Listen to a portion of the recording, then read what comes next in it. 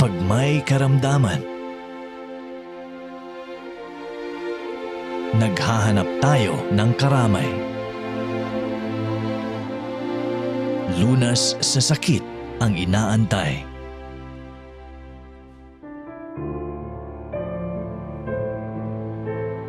Sa nakalipas na 100 taon, isang ospital ng bayan ang patuloy mong maaasahan. Ospital na hinubog ng mga dakilang nilalang na nagsumikap na ito ay umunlad para masagot ang pangangailangan ng komunidad.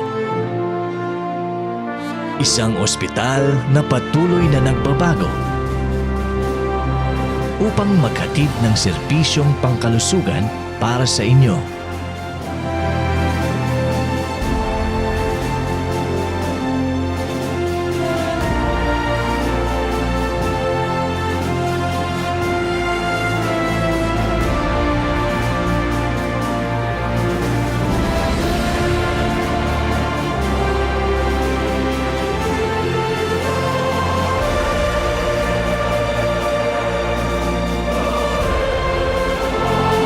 Sa susunod na 100, sama-sama tayo na magtulungan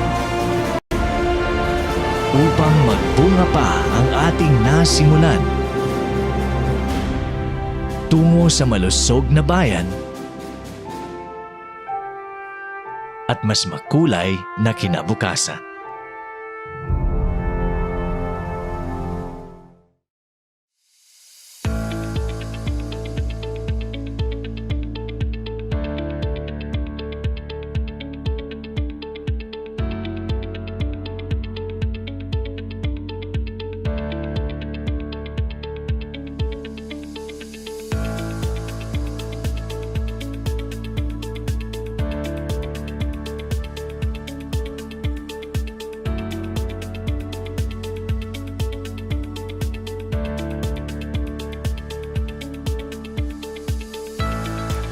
The SPMC's IPBM's history is tied up with the earliest beginnings of Southern Philippines Medical Center.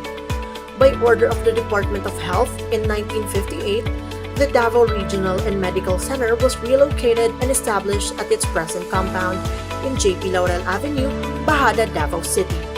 The old Davao General Hospital, built in 1918, was then transformed into a hospital ward. The Davao Mental Hospital was originally the Davao Public Hospital in 1919. It then later evolved into the Davao General Hospital.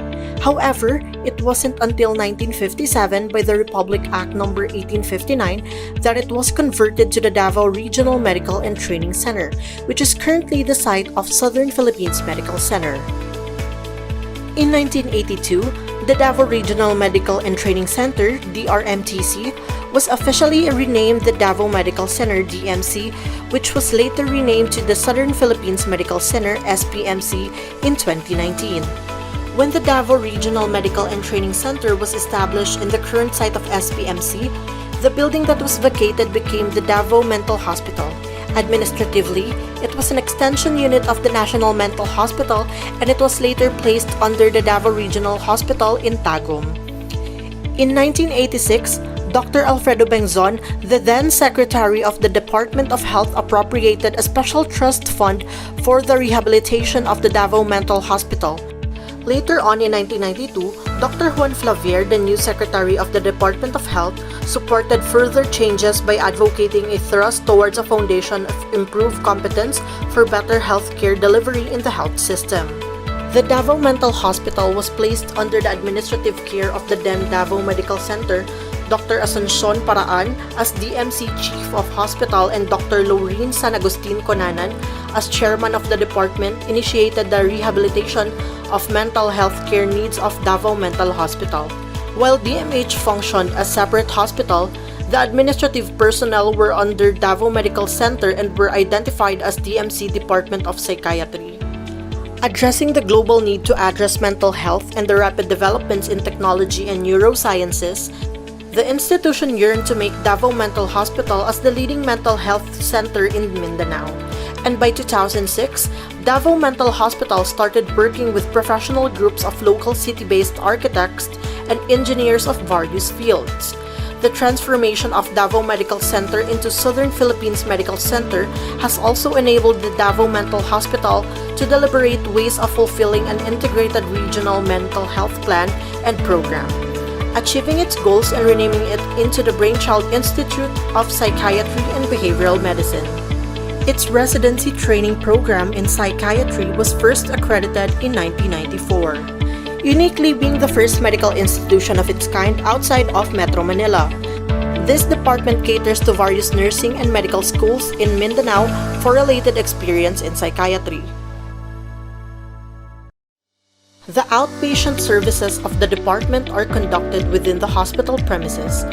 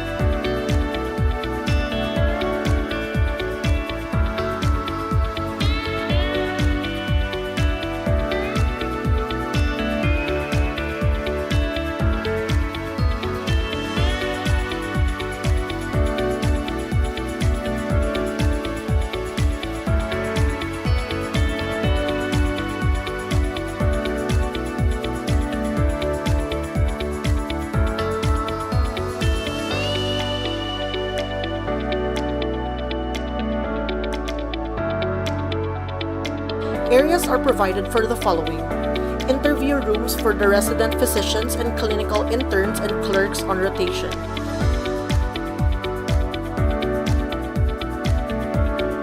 patients waiting area, treatment area for nursing personnel, social services, psychological service, pharmacy, record, and billing service.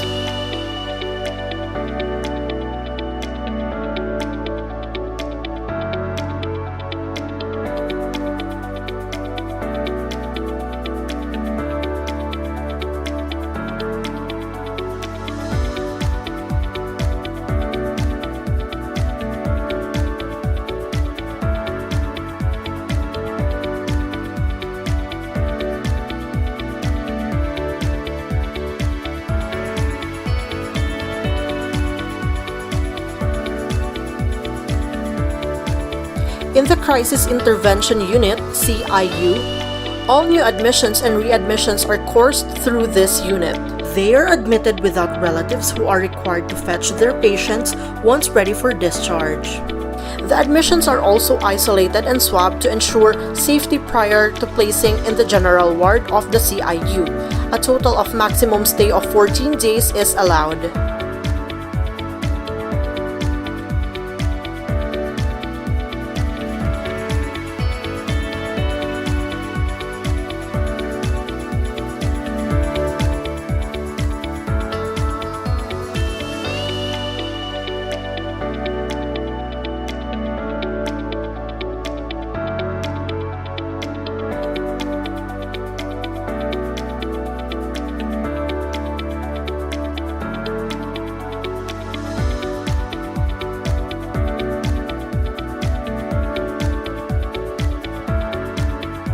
Acute ward. Here, the patients who are not showing any improvement at CIU and for those who need further diagnostic workup or therapeutic intervention are transferred to this ward. A maximum stay of 8 weeks is allowed. Chronic wards. For patients who are still not improving at the acute ward, patients who cannot be sent home despite of an improvement, and patients who are institutionalized are placed in this ward.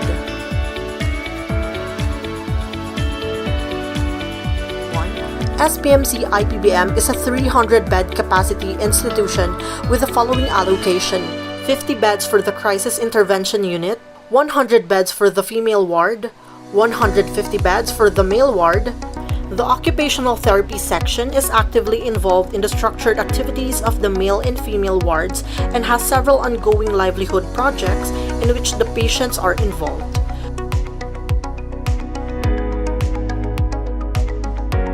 With the proliferation of nursing schools currently rotating for psychiatric nursing, activities which complement those of the OT service are engaged in. The social service is actively involved in discharge planning, home visitations, and home conduction. An ambulance is available for exclusive use of the department and is used for these purposes. SPMC has laboratory facilities for routine and blood chemistry examinations. Public health aspects of laboratory like water analysis, food and drug analysis, and special laboratory exams like hepatitis and HIV testing, culture of acid-fast bacilli, and mercury, and cholinesterase level determination are available. Histopathology and biopsy examinations are also done. There is an X-ray and cobalt therapy unit. Ultrasound facilities have also been made available. Lithium determination is available SPMC IPBM laboratory and in private laboratories within the vicinity of the compound.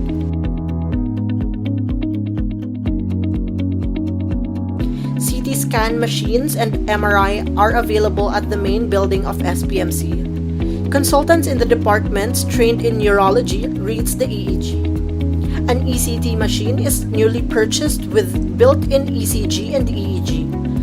SPMC has an industrial laboratory that is accredited to do drug testing for substances like methamphetamine and cannabinoid. Accreditation teams have granted the following accreditations to the program thus far. During the first 3 to 5 years, there was a transition of the residents from non-training to training status. Their training needs and requirements took into consideration their previous years of experience and service. Concomitantly, there was a fast pace of development as well as in the field of neurosciences. Updates on biological psychiatry, its related fields, and the newer areas of the study related to behavioral disorders were continually visited, as it was establishing the basic elements of a competent and relevant program.